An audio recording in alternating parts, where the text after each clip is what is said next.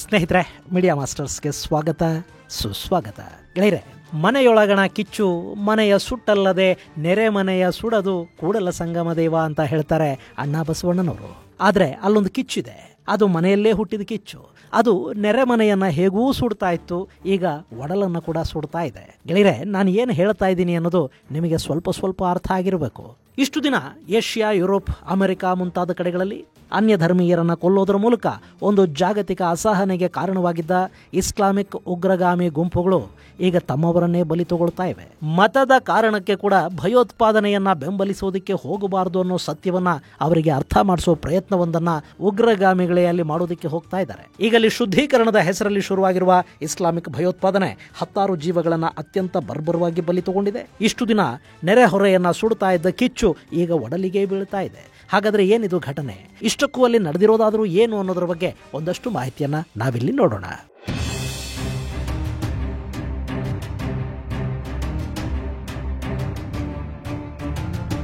ಗೆಳೆಯರೆ, ಅದು ಮಂಗಳವಾರ ಬೆಳಿಗ್ಗೆ 4 ಗಂಟೆ. ಆ ಮಸೀದಿಲಿ 100 ಜನ ದಿನದ ಮೊದಲ ಪ್ರಾರ್ಥನೆಗಾಗಿ ಜಮಾಯಿಸಿದ್ರು. ಆ ಸಂದರ್ಭದಲ್ಲಿ ಅಲ್ಲಿಗೊಂದಷ್ಟು ಮುಸುಕುಧಾರಿಗಳು ಬಂದು ಕೂಡಲೇ ಅಲ್ಲಿದ್ದವರ ಮೇಲೆ ಏಕಾಏಕಿ ಗುಂಡಿನ ಮಳೆ ಸುರಿಸೋದಕ್ಕೆ ನಿಂತರು. ಅಲ್ಲಿದ್ದವರೆಲ್ಲ ಪ್ರಾರ್ಥನೆಗೆ ಅಂತಲೇ ಬಂದಿದ್ದವರು, ಕಲ್ಮಾ ಶಹಾದತ್ ಹೇಳೋದಕ್ಕೆ ಸಿದ್ಧರಾಗಿ ನಿಂತಿದ್ರು. ಅಂಥವರ ಮೇಲೆ ಗುಂಡಿನ ಮಳೆ ಆಯಿತು. 27ಕ್ಕೂ ಹೆಚ್ಚು ಮಂದಿಯಲ್ಲಿ ಸಾವಿಗೀಡಾದರು, ಮತ್ತಷ್ಟು ಮಂದಿ ತೀವ್ರವಾಗಿ ಗಾಯಗೊಂಡರು. ಹೀಗೆ ಪ್ರಾರ್ಥನೆಗೆ ಬಂದವರನ್ನ ಸೀದಾ ದೇವರ ಹತ್ರಕ್ಕೆ ಕಳುಹಿಸಿಕೊಟ್ಟ ಉಗ್ರರು ಅಲ್ಲಿಂದ ನೇರವಾಗಿ ಊರೊಳಗೆ ಹೋಗ್ತಾರೆ. ಅಲ್ಲಿನ ಮನೆಗಳಿಗೆ ನುಗ್ಗುತ್ತಾರೆ, ಹೆಣ್ಣು ಮಕ್ಕಳ ಮೇಲೆ ಅತ್ಯಾಚಾರ ಮಾಡಿದ್ದಾರೆ. ಆ ನಂತರ ಅವರ ಮಕ್ಕಳ ಸಮೇತ ಅವರನ್ನ ಅದೇ ಮನೆಗಳಲ್ಲಿ ಕೂಡ ಹಾಕಿ ಮನೆಗಳಿಗೆ ಬೆಂಕಿ ಹಚ್ಚಿದ್ದಾರೆ. ಹೀಗೆ ಪೈಶಾಚಿಕ ಕೃತ್ಯ ಮೆರೆದು ನಮ್ಮ ದೇವರೇ ಗ್ರೇಟು, ನಮ್ಮ ದೇವರೇ ಗ್ರೇಟು ಅಂತ ಘೋಷಣೆಗಳನ್ನು ಕೂಗ್ತಾ ಅಲ್ಲಿಂದ ಹೊರಟು ಹೋಗಿದ್ದಾರೆ. ಅವರ ದೇವರವರಿಗೆ ಗ್ರೇಟ್ ಆದರೆ ಇರಲಿ, ಆದರೆ ಸತ್ತವರು ಕೂಡ ಅದೇ ದೇವರು ಗ್ರೇಟು ಅಂತಲೇ ಅಲ್ವೇ ಹೇಳ್ತಿದ್ರು. ಮತ್ತವರನ್ನಿಷ್ಟು ಬರ್ಬರವಾಗಿ ಕೊಂದಿದ್ಯಾಕೆ? ಗೆಳೆಯರೆ, ಇಂಥದ್ದೊಂದು ಪೈಶಾಚಿಕ ಕೃತ್ಯ ನಡೆದಿರೋದು ಆಫ್ರಿಕಾದ ನೈಜೀರಿಯಾದಲ್ಲಿ. ಅಯ್ಯೋ, ನೈಜೀರಿಯಾದಲ್ಲ, ನಾವೆಲ್ಲೋ ಇಲ್ಲೇ ಅಂದ್ಕೊಂಡಿದ್ವಿ ಅನ್ನೋ ಉದಾಸೀನ ಬೇಡ. ಇವತ್ತಲ್ಲಾಗಿದ್ದು ನಾಳೆ ಇಲ್ಲಾಗೋದಿಲ್ಲ ಅಂತೇನಿಲ್ಲ. ಪಕ್ಕದ ಮನೆಯನ್ನು ಸುಟ್ಟು ಬೆಂಕಿ ಇವತ್ತಲ್ಲ ನಾಳೆ ನಮ್ಮ ಮನೆಗೂ ಹಬ್ಬತ್ತೆ. ಇಲ್ಲೊಂದು ವಿಷಯ ಮತ್ತೊಮ್ಮೆ ಅರ್ಥ ಆಗ್ತಾ ಇದೆ. ಉಗ್ರರಿಗೆ ಕೊಲ್ಲೋದಿಕ್ಕೆ ಬೇರೆ ಮತದವರು ಸಿಗದೇ ಇದ್ರೆ ಅವರದ್ದೇ ಮತದಲ್ಲಿ ಭಿನ್ನಾಭಿಪ್ರಾಯ ಇರೋರು ಯಾರಿದ್ದಾರೆ ಅಂತ ಅವರು ಹುಡುಕೋತಾರೆ. ಜಿಹಾದಿ ರಕ್ಕಸನಿಗೆ ರಕ್ತ ಬೇಕು, ಅದು ಯಾರದ್ದು ಅನ್ನೋದು ಮುಖ್ಯ ಅಲ್ಲ.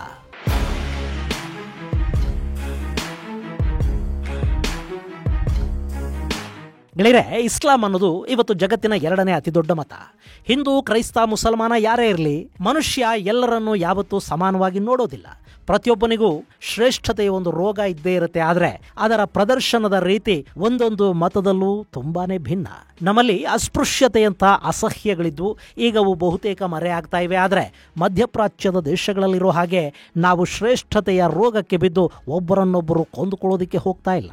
ಗೆಳೆಯರೆ, ನಿಮಗೆ ಇರಾನ್ನ ಸಂಘರ್ಷದ ಸಂದರ್ಭದಲ್ಲಿ ಇಸ್ಲಾಂ ಬಗ್ಗೆ ಮತ್ತು ಇಸ್ಲಾಮಿನ ಒಂದಷ್ಟು ಪಂಗಡಗಳ ಬಗ್ಗೆ ಹೇಳಿದ್ದೆ. ಅಲ್ಲಿ ಸುನ್ನಿ, ಶಿಯಾ, ಅಹ್ಮದಿಯಾ ಹೀಗೆ 10 ಪಂಥಗಳನ್ನು ಫಾಲೋ ಮಾಡೋ ಮುಸ್ಲಿಮರಿದ್ದಾರೆ. ಅವರಲ್ಲಿ ಮತ್ತೆ ಸಿದ್ಧಾಂತಗಳು, ಪಂಥಗಳು, ಉಪಪಂಗಡಗಳು ಬೇರೆ. ಇನ್ನು ಇದರಲ್ಲಿ ಸುನ್ನಿ ಮುಸ್ಲಿಮರ ಸಂಖ್ಯೆ ಜಾಗತಿಕವಾಗಿ ಹೆಚ್ಚಿದೆ. 2ನೇ ಸ್ಥಾನದಲ್ಲಿ ಶಿಯಾಗಳಿದ್ದಾರೆ. ಸುನ್ನಿಗಳು 80% 82% ಇದ್ರೆ ಶಿಯಾಗಳು 10% 13% ಇದ್ದಾರೆ. ಉಳಿದ ಮುಸ್ಲಿಮರು ಮೈಕ್ರೋ ಮೈನಾರಿಟಿ ವರ್ಗಕ್ಕೆ ಬರ್ತಾರೆ. ಇನ್ನು ಇರಾನ್, ಇರಾಕ್ಗಳಲ್ಲಿ ಶಿಯಾಗಳ ಜನಸಂಖ್ಯೆ ಹೆಚ್ಚು. ಹಾಗೆ ಅರಬ್ ದೇಶಗಳಲ್ಲಿ ಮತ್ತು ಭಾರತ ಉಪಖಂಡದಲ್ಲಿ ಇಲ್ಲೆಲ್ಲ ಸುನ್ನಿಗಳದ್ದೇ ಪ್ರಾಬಲ್ಯ. ಇಲ್ಲಿ ಶಿಯಾಗಳನ್ನು ಕಂಡ್ರೆ ಸುನ್ನಿಗಳಿಗೆ ಆಗೋದಿಲ್ಲ, ಹಾಗೆ ಸುನ್ನಿಗಳಿಗೆ ಅಹ್ಮದಿಯರನ್ನು ಕಂಡ್ರೆ ಆಗೋದಿಲ್ಲ. ಆಲ್ವೈಟ್, ಡ್ರೂಸ್, ಕುರ್ದ್, ಟರ್ಕ್ ಹೀಗೆ ನಾನಾ ಜನಾಂಗಗಳು ಒಬ್ಬರನ್ನೊಬ್ಬರು ಹತ್ತಿರಕ್ಕೆ ಬಿಟ್ಕೊಳ್ಳೋದಿಲ್ಲ. ಇನ್ನು ಸುನ್ನಿಗಳಲ್ಲೇ ಹನಾಫಿ, ಹನ್ಬಲಿ, ಮಾಲಿಕಿ, ಶಫಿ ಹೀಗೆ ಒಂದಷ್ಟು ಪಂಗಡಗಳು. ಅದರಲ್ಲಿ ಮತ್ತೆ ದಿಯೋಬಂದ್, ಬರೇಲ್ವಿ ಅನ್ನೋ 2 ಪ್ರತ್ಯೇಕ ಪಂಥಗಳು. ಹಾಗೆ ಶಿಯಾಗಳಲ್ಲಿ ಕೂಡ ಸಾಕಷ್ಟು ಪಂಗಡಗಳು, ಪಂಥಗಳು ಇವೆ. ಇಲ್ಲಿ ಇಸ್ಲಾಂ ಮತಸ್ಥಾಪಕ ಮೊಹಮ್ಮದ್ ಪೈಗಂಬರ್ ಅವರ ಕಾಲಾನಂತರ ಖಲೀಫಾ ಯಾರಾಗಬೇಕು ಅನ್ನೋ ಕಾರಣಕ್ಕೆ ಶುರುವಾದ ಜಗಳ ಸುನ್ನಿ ಹಾಗೂ ಶಿಯಾ ಪಂಗಡಗಳ ಉಗಮಕ್ಕೆ ಕಾರಣ ಆಯಿತು. ಪೈಗಂಬರ್ ಅವರ ಅನುಯಾಯಿಗಳ ಪೈಕಿ ಪ್ರಮುಖರಾಗಿದ್ದ ಅಬೂಬಕರ್ ಅವರ ಹಿಂದೆ ಹೋದವರು ಸುನ್ನಿಗಳು ಅಂತ ಗುರುತಿಸಿಕೊಂಡ್ರೆ, ಪೈಗಂಬರ್ ಮೊಹಮ್ಮದ್ ಅವರ ಅಳಿಯ ಆಲಿ ಅವರ ಹಿಂದೆ ಹೋದವರು ಶಿಯಾಗಳಾಗಿ ಗುರುತಿಸ್ಕೊಳ್ತಾರೆ. 7ನೇ ಶತಮಾನದಲ್ಲಿ ಶುರುವಾದ ಈ ದ್ವೇಷ ಇವತ್ತಿಗೂ ಕೂಡ ಮುಂದುವರ್ಕೊಂಡು ಬರ್ತಾ ಇದೆ. ನೈಜೀರಿಯಾದಲ್ಲಾಗಿರೋದು ಕೂಡ ಅದೇ ಹಳೆ ದ್ವೇಷದ ಮುಂದುವರೆದ ಭಾಗ. ಇನ್ನು ಈ ಮಾರಣ ಹೋಮವನ್ನ ನಾವೇ ಮಾಡಿದ್ದು ಅಂತ ಇದುವರೆಗೆ ಯಾವ ಸಂಘಟನೆಯೂ ಹೇಳಿಕೊಂಡಿಲ್ಲ. ಆದ್ರೆ ಈ ಘಟನೆಯ ಹಿಂದೆ ಅಲ್ಲಿನ ಉಗ್ರ ಸಂಘಟನೆ ಬೋಕೋ ಹರಾಮ್ ಇದೆ ಅಂತ ನೈಜೀರಿಯಾದ ಕತ್ಸಿನಾ ಪ್ರಾಂತ್ಯದ ಕಮಿಷನರ್ ನಾಸಿರ್ ಔಜ್ ಹೇಳ್ತಾ ಇದ್ದಾರೆ. ಇತ್ತೀಚೆಗೆ ಭದ್ರತಾ ಪಡೆಗಳು ಒಂದಷ್ಟು ಭಯೋತ್ಪಾದಕರನ್ನ ಹೊಡೆದು ಹಾಕಿದ್ದು, ಅದಕ್ಕೆ ಪ್ರತೀಕಾರವಾಗಿ ಈ ರೀತಿಯ ದಾಳಿಯನ್ನವರು ನಡೆಸಿರುವ ಸಾಧ್ಯತೆ ಇದೆ. ಸದ್ಯಕ್ಕೆ ನೈಜೀರಿಯಾದಲ್ಲಿ ಮಳೆಗಾಲ ಪ್ರಾರಂಭ ಆಗಿ ಬೆಳೆಗಳು ಆಳೆತ್ತರಕ್ಕೆ ಬೆಳೆದಿವೆ. ಎತ್ತರಕ್ಕೆ ಬೆಳೆದ ಹೊಲಗಳಲ್ಲಿ ಯಾರಿಗೂ ಕಾಣದಂತೆ ಭಯೋತ್ಪಾದಕರು ನುಸುಳಿ ಬರುವುದಕ್ಕೆ, ಆಕಸ್ಮಿಕ ದಾಳಿಗಳನ್ನು ಮಾಡೋದಕ್ಕೆ ಸಾಧ್ಯ ಆಗ್ತಾ ಇದೆ. ಅವರ ಈ ರೀತಿಯ ಸರ್ಪ್ರೈಸಿಂಗ್ ಅಟ್ಯಾಕ್ ಭದ್ರತಾ ಪಡೆಗಳ ಸಾವಿಗೂ ಕಾರಣ ಆಗ್ತಾ ಇದೆ ಅಂತ ಕಮಿಷನರ್ ನಾಜಿರ್ ತಿಳಿಸಿದ್ದಾರೆ. ಗೆಳೆಯರೆ, ಈ ಬೋಕೋ ಹರಾಮ್ ಅನ್ನೋದು ನೈಜೀರಿಯಾದಲ್ಲಿ ಬಲವಾಗಿ ಬೇರು ಬಿಟ್ಟ ಉಗ್ರ ಸಂಘಟನೆ.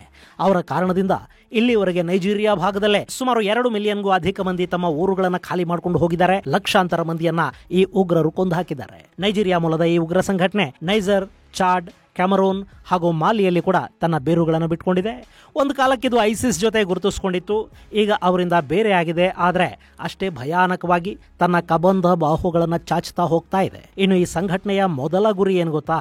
ಇದು ನೈಜೀರಿಯಾನ ಪ್ಯೂರಿಫೈ ಮಾಡುತ್ತಂತೆ, ಅಂದ್ರೆ ಮತೀಯ ಶುದ್ಧೀಕರಣ. ಹಾಗಂತ ಇವರು ನೈಜೀರಿಯಾದಲ್ಲಿರುವ ಕ್ರೈಸ್ತರ ಮೇಲೆ ಬೀಳ್ತಾ ಇಲ್ಲ, ಬದಲಾಗಿ ಅಲ್ಲಿನ ಶಿಯಾಗಳನ್ನು ಸಂಪೂರ್ಣವಾಗಿ ನಾಶ ಮಾಡುವ ಮೂಲಕ ಇಸ್ಲಾಮಲ್ಲೇ ಮೊದಲು ಶುದ್ಧೀಕರಣವನ್ನು ಮಾಡುವ ಗುರಿಯನ್ನು ಹೊಂದಿದ್ದಾರೆ. ಈ ಸಂಘರ್ಷವನ್ನು ಅವರು 2009ರಲ್ಲಿ ಪ್ರಾರಂಭ ಮಾಡಿದರು. ಅಲ್ಲಿಂದ ಇಲ್ಲಿವರೆಗೆ ಈ ಉಗ್ರರು ಬೇರೆ ಬೇರೆ ದಾಳಿಗಳಲ್ಲಿ ಸುಮಾರು 3 ಲಕ್ಷ ಮಂದಿಯನ್ನ ಬಲಿ ಪಡ್ಕೊಂಡಿದ್ದಾರೆ ಅನ್ನೋ ಮಾಹಿತಿಗಳನ್ನು ನೈಜೀರಿಯಾ ಕೊಡ್ತಾ ಇದೆ. ಇನ್ನು ಇವರು ಬಲಿ ಪಡೆದಿರುವ ಬಹುತೇಕರು ಕೂಡ ಮುಸ್ಲಿಮರೇ ಆಗಿದ್ದಾರೆ ಅನ್ನೋದು ಇಲ್ಲಿ ಗಮನಿಸಬೇಕಾದ ಅಂಶ. ಇನ್ನು 2014ರ ಹೊತ್ತಿಗೆ ಈ ಸಂಘಟನೆ ನೈಜೀರಿಯಾದ 50,000 ಚದರ ಕಿಲೋಮೀಟರ್ನಷ್ಟು ಭೂಭಾಗವನ್ನು ತನ್ನ ವಶದಲ್ಲಿಟ್ಟುಕೊಂಡಿತ್ತು. ಈಗಲೂ ಕೂಡ ಸಾಕಷ್ಟು ಭೂಪ್ರದೇಶ ಈ ಬೋಕೋ ಹರಾಮ್ಗಳ ಹಿಡಿತದಲ್ಲಿದೆ. ಇನ್ನೊಂದಷ್ಟು ಪ್ರದೇಶವನ್ನು ನೈಜೀರಿಯಾದ ಸೇನೆ ಪುನಃ ತನ್ನ ವಶಕ್ಕೆ ಪಡ್ಕೊಂಡಿದೆ. ಇನ್ನು ಈಗ ದಾಳಿ ನಡೆದಿರುವ ಕತ್ಸಿನಾ ಪ್ರಾಂತ್ಯ ಇದೆಯಲ್ಲ, ಇದು ಕೂಡ ಭಯೋತ್ಪಾದಕರ ಪ್ರಭಾವ ತುಂಬಾನೇ ಹೆಚ್ಚಿರುವ ಪ್ರದೇಶಗಳ ಪೈಕಿ ಒಂದು. ಹೀಗಾಗಿ ಇಲ್ಲಿ ಶಿಯಾ ಮತ್ತು ಸುನ್ನಿ ಸಂಘರ್ಷ ವಿಪರೀತ ಪ್ರಮಾಣದಲ್ಲಿ ನಡೆಯುತ್ತೆ. ಇನ್ನು ಈ ಕತ್ಸಿನಾ ಪ್ರಾಂತ್ಯ ಇದೆಯಲ್ಲ, ಇಲ್ಲಿ 58 ಲಕ್ಷಕ್ಕೂ ಅಧಿಕ ಮಂದಿ ಇದ್ದಾರೆ. ಆ ಪೈಕಿ 79% ಮುಸ್ಲಿಮರಿದ್ರೆ ಇನ್ನು 20% ಕ್ರೈಸ್ತರಿದ್ದಾರೆ. ಇಷ್ಟಾದರೂ ಇಲ್ಲಿ ಉಗ್ರರು ಶಿಯಾಗಳನ್ನೇ ಹೆಚ್ಚಾಗಿ ಟಾರ್ಗೆಟ್ ಮಾಡ್ಕೊಳ್ತಾ ಹೋಗ್ತಾ ಇದ್ದಾರೆ. ಇದು ಜಗತ್ತಲ್ಲಿನ ಬೇರೆ ಬೇರೆ ಭಾಗಗಳಲ್ಲಿರುವ ಉಗ್ರರ ಪೋಷಕರಿಗೆ ಅರ್ಥವಾಗಬೇಕಾದ ವಿಷಯ. ಗೆಳೆಯರೆ, ಈ ನೈಜೀರಿಯಾ ಇದೆಯಲ್ಲ, ಇದು ಆಫ್ರಿಕಾದಲ್ಲಿ ಅತಿ ವೇಗವಾಗಿ ಪ್ರಗತಿಯನ್ನು ಕಾಣ್ತಾ ಇರುವ ದೇಶ.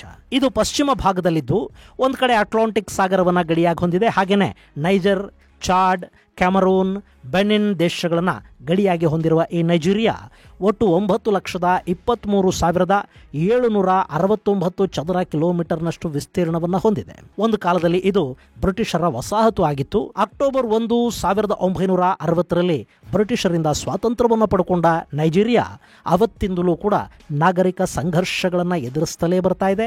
ಅದಕ್ಕೆ ಕಾರಣ ನೈಜೀರಿಯಾದಲ್ಲಿನ ಜನಸಂಖ್ಯೆ, ಅಲ್ಲಿನ ಜನರ ಬಡತನ ಮತ್ತು ಮತೀಯ ಕಲಹ. ಈ ನೈಜೀರಿಯಾದಲ್ಲಿ ಒಟ್ಟು 23 ಕೋಟಿಯಷ್ಟು ಜನ ವಾಸ ಮಾಡ್ತಾರೆ.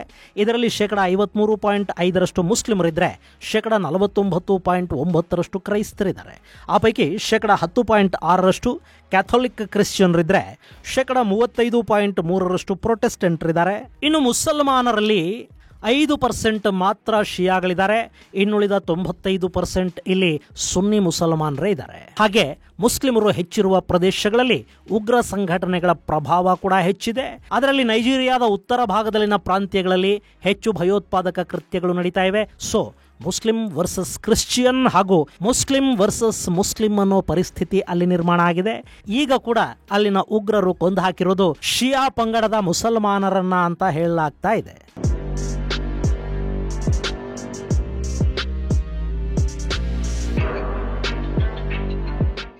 ನೈಜೀರಿಯಾ ಆಫ್ರಿಕಾದಲ್ಲಿ ಅತಿ ದೊಡ್ಡ GDPಯನ್ನು ಹೊಂದಿರುವ 4ನೇ ದೇಶ. ಹಾಗೆ ಇಡೀ ಜಗತ್ತಲ್ಲಿ GDPಯ ವಿಷಯದಲ್ಲಿ ನೈಜೀರಿಯಾ 31ನೇ ಸ್ಥಾನದಲ್ಲಿ ನಿಲ್ಲುತ್ತೆ.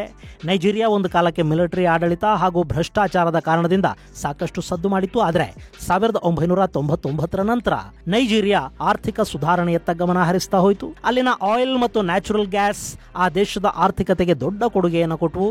ಇವತ್ತು ಜಗತ್ತಲ್ಲಿ ಅತಿ ಹೆಚ್ಚು ತೈಲವನ್ನು ಹೊರತೆಗೆಯುವ ದೇಶಗಳ ಪಟ್ಟಿಲಿ ನೈಜೀರಿಯಾ 15ನೇ ಸ್ಥಾನದಲ್ಲಿದೆ. ಅದು 6ನೇ ಅತಿ ದೊಡ್ಡ ತೈಲ ಎಕ್ಸ್ಪೋರ್ಟರ್ ಅನ್ನೋ ಖ್ಯಾತಿಗೆ ಕೂಡ ಪಾತ್ರ ಆಗಿದೆ. ಅಲ್ಲಿ ಸದ್ಯಕ್ಕೆ 159 ಆಯಿಲ್ ಫೀಲ್ಡ್ಗಳಿವೆ. 1481 ತೈಲ ಬಾವಿಗಳು ಕಾರ್ಯನಿರ್ವಹಿಸ್ತಾ ಇವೆ.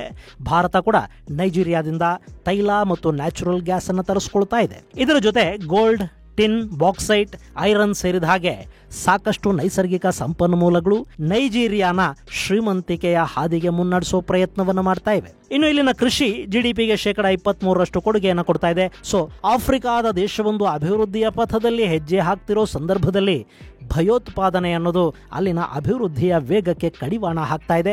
ಈಗೇನೋ ಅಲ್ಲಿ ಉಗ್ರರನ್ನ ಮಟ್ಟ ಹಾಕ್ತೀವಿ ಅಂತ ಅಲ್ಲಿನ ಸರ್ಕಾರ ಘೋಷಣೆ ಮಾಡಿದೆ. ಆದರೆ ಜನಾಂಗೀಯ ಉಗ್ರವಾದವನ್ನು ಮಟ್ಟ ಹಾಕೋದು ಅಲ್ಲಿನ ಸೇನೆ ಮತ್ತು ಪೊಲೀಸರಿಗೆ ಕೂಡ ಸದ್ಯಕ್ಕೊಂದು ದೊಡ್ಡ ಸವಾಲಿನ ಕೆಲಸ. ಯಾಕೆಂದ್ರೆ ಅದು ಅಲ್ಲಿ ಈಗಾಗಲೇ ಬೃಹದಾಕಾರವಾಗಿ ಬೆಳೆದು ನಿಂತಿದೆ. ಸೊ ಈ ಸಮಸ್ಯೆಯನ್ನ ನೈಜೀರಿಯಾ ಹೇಗೆ ನಿವಾರಣೆ ಮಾಡಿಕೊಳ್ಳುತ್ತೆ ಅನ್ನೋದನ್ನ ಕಾದು ನೋಡಬೇಕು. ಇದು ಗೆಳೆಯರೆ ನೈಜೀರಿಯಾದಲ್ಲಿ ನಡೆದಿರುವ ಅಮಾನವೀಯ ಹತ್ಯಾಕಾಂಡದ ಕುರಿತಾದ ಒಂದಷ್ಟು ಮಾಹಿತಿ. ಮುಂದಿನ ಸಂಚಿಕೆಯಲ್ಲಿ ಮತ್ತಷ್ಟು ವಿಶೇಷಗಳ ಜೊತೆ ಮತ್ತೆ ಭೇಟಿಯಾಗೋಣ. ಅಲ್ಲಿವರೆಗೆ ಜೈ ಹಿಂದ್, ಜೈ ಕರ್ನಾಟಕ.